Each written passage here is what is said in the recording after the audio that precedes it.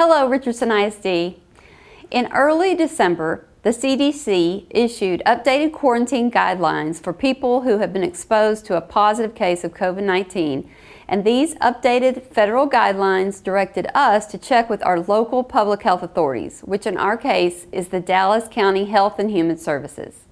As a result, we are currently in the process of implementing new quarantine options. The new quarantine options apply to people who have been exposed but are not symptomatic or have not tested positive. Applying direction from the CDC and our local Dallas County Public Health Authority, RISD is implementing the following two new options. For exposed students and staff without symptoms, quarantine can end after completion of 10 quarantine days. Students and staff can return to school and work on day 11 after exposure. This new option provides a shortened quarantine period from the 14 quarantine days that RISD has utilized so far during the pandemic. School district employees may choose to return to work after completion of 7 quarantine days, provided that they exhibit no COVID-19 symptoms at all during the first 7 days of quarantine.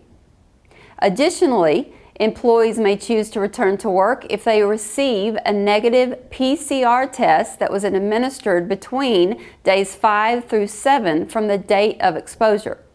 Again, this is the PCR test, not the rapid antigen test. The guidance from the Dallas County Health Authority is clear that this option should only be available to employees in their role as essential workers. Every person who returns to school or work under a revised quarantine option must continue diligent daily symptom monitoring through day 14, strictly adhere to RISD's social distancing and infection mitigation strategies, not attend an in-person school activity if symptoms develop, and immediately report any symptoms to the school nurse or their supervisor in the case of our employees. These updated quarantine options for exposed asymptomatic people are optional. The CDC continues to say that a 14-day quarantine is the most cautious approach if a person has been in close contact with someone who is positive for COVID-19. Accordingly, under the updated guidelines, RISD parents and employees may choose for their quarantine period to remain at 14 days if desired. More information about RISD's response to the pandemic is available on the COVID-19 information site. So this will be my last video for 2020. It's almost time to say Happy New Year.